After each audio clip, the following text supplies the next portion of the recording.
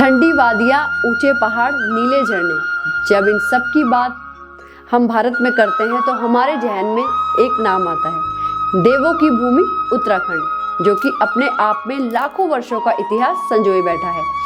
जहां हमें माँ गंगा का एक सुंदर रूप दिखता है, जहां हर वर्ष लाखों पर्यटक चार धाम बद्री, केदार, गंगोत्री, यमुनोत्री के दर्शन कर मन को शांति देते हैं, जहाँ कण कण में शंकर, मन में हरि का वास होता है, जहाँ स्वर्ग से हवा आती है। जी हाँ दोस्तों, आज हम वीडियो में बात करेंगे उत्तराखंड की शीतकालीन राजधानी देहरादून की और बताएंगे आपको कुछ रोचक तथ्य। देहरादून भारत का एजुकेशन हब भी माना जाता है। देहरादून का इतिहास व संस्कृति इतनी अनमोल है जिसका प्रमाण हमें रामायण व महाभारत में भी देखने को मिलता है। देहरादून की स्थापना 7वें सिख गुरु हरिराय जी के बड़े बेटे गुरु रामराय जी ने की थी। दोस्तों, क्या आप जानते हैं देहरादून को भारत का लीची कैपिटल भी माना जाता है। इसकी वजह है कि भारत में सबसे ज्यादा लीची का उत्पादन देहरादून में ही होता है। देहरादून में भारतीय संस्कृति के अनगिनत मंदिर हैं जो 2000 साल पुराने हैं। यही बात इस शहर की बेमिसाल धरोहर को दर्शाती है। देहरादून में पर्यटकों की कतार लाखों तक पहुंच जाती है एवं हिंदू समाज के लिए यह एक बड़ा तीर्थ स्थल है। देहरादून की बात करें तो यहाँ 6 तहसील, 17 शहर, 764 गांव हैं, जिनमें चक्राता, ऋषिकेश, मसूरी आदि प्रमुख है। यह जिला पूर्व में गंगा नदी से लेकर पश्चिम में यमुना नदी तक, उत्तर पश्चिम में महान हिमालय तक फैला हुआ है। देहरादून देश की राजधानी दिल्ली से मात्र 230 किलोमीटर की दूरी पर है।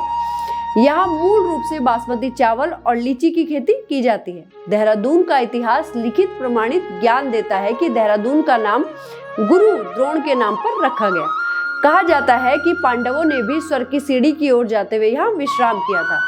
देहरादून 2 शब्दों से मिलकर बना है। देहरा मतलब डेरा और दून मतलब घाटी। कहा यह भी जाता है कि 3 शताब्दी ईसा पूर्व में महान सम्राट अशोक ने भी इस पर राज किया था। समय के साथ साथ मुगल, सिख, गोरखा और ब्रिटिश लोगों ने इस जगह पर पैर जमाए थे, लेकिन देहरादून हमेशा प्रगति के पथ पर अग्रसर रहा। उत्तराखंड राज्य सन 2000 में बना और इसकी राजधानी देहरादून को बनाया गया। वर्ष 2011 की जनगणना के अनुसार यहाँ की जनसंख्या 16,95,560 लोगों की है, जहाँ का लिंगानुपात प्रति 1000 पुरुषों पर 920 महिलाओं का है। यहाँ की साक्षरता दर 90% तक है। हो भी क्यों ना, देहरादून एजुकेशन हब जो माना जाता है। देहरादून में बहुत प्रसिद्ध बोर्डिंग स्कूल भी हैं, जहाँ देश विदेश से बच्चे पढ़ने आते हैं। देहरादून अत्यंत प्राचीन काल से ही शैक्षिक संस्थानों के लिए प्रसिद्ध रहा है, जिनमें दून स्कूल और वेलम स्कूल का नाम बेहद ही गर्व के साथ लिया जाता है।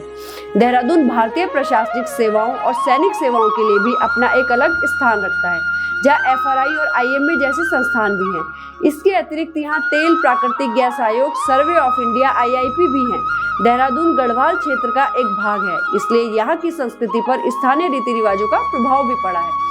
यहाँ गढ़वाली बोले जाने वाली प्राथमिक भाषा और साथ साथ में हिंदी और अंग्रेजी भी आमतौर पर बोली जाती है। यहाँ पर विभिन्न समुदाय और धर्मों के लोग बेहद ही सौहार्द के साथ रहते हैं। यहाँ राज्य की राजधानी होने के कारण सरकारी कार्यालयों का भी घर माना जाता है। इस नगर का केंद्र घंटाघर है, जहाँ ऊंचे स्तंभ पर 4 घड़ियां लगी हुई हैं। अनेकों विद्यार्थी अपनी यूनिफॉर्म में चहलकदमी करते हुए घंटाघर से आते जाते हैं, जो इस नगर की खूबसूरती में 4 चांद लगा देते हैं। नीली पट्टी वाली बसें देहरादून की सड़क की पहचान है। इसके अतिरिक्त यहाँ 3 पहियों वाला विक्रम भी बेहद लोकप्रिय है। राजधानी बनने के बाद यहाँ का विकास बेहद ही तेजी के साथ हुआ। अपनी तमाम खूबियों के साथ सुंदर मौसम वाला ये शहर शांतिपूर्ण माहौल के लिए मशहूर है। देहरादून लेखकों का घर भी रहा है। डेविड कलिंग, नयनतारा सहगल और रस्किन बॉन्ड तो यहाँ लंबे समय तक रुके और समय के ठहराव के साथ कई किताबें भी उन्होंने लिखी। देहरादून के घंटाघर पर संगमरमर पर स्वतंत्रता सेनानियों के नाम लिखे गए हैं, जिनको बड़े गर्व के साथ लिया जाता है। इस घाटी की परंपरागत पोशाक ऊनी कंबल, जिसे लांबा कहते हैं, मानी जाती है, जो कि अब भी ऊंचाई पर स्थित गांवों में पहनी जाती है। स्त्रियां पूरी बाहों की कमीज के साथ साथ साड़ी पहनती हैं, जिनको कि अंगड़ी कहा जाता है। पहाड़ी लोग काफी सीधे माने जाते हैं और यहाँ का खान पान भी साधारण ही है। सुबह रोटी सब्जी, दिन में दाल चावल और रात को दाल रोटी सब्जी को ज्यादा महत्व दिया जाता है। वास्तुकला की दृष्टि से यहाँ पर काफी साल पुरानी इमारतें हैं, जिनमें FRI, ओशो ध्यान केंद्र, मॉरिशन चर्च, IMA आकर्षण का केंद्र है। देहरादून में आवागमन के लिए जॉली ग्रांट एयरपोर्ट और रेलवे स्टेशन भी है। तो ये थी देहरादून को लेकर कुछ विस्तृत जानकारी। उम्मीद है आपको देहरादून के बारे में हमारी ओर से दी गई ये जानकारी, हमारी ये वीडियो पसंद आई होगी। आगे की जानकारी के लिए हमारे चैनल को सब्सक्राइब करना मत भूलिएगा। तब तक के लिए दीजिए इजाजत, जल्द मिलते हैं कुछ नई जानकारी के साथ। धन्यवाद।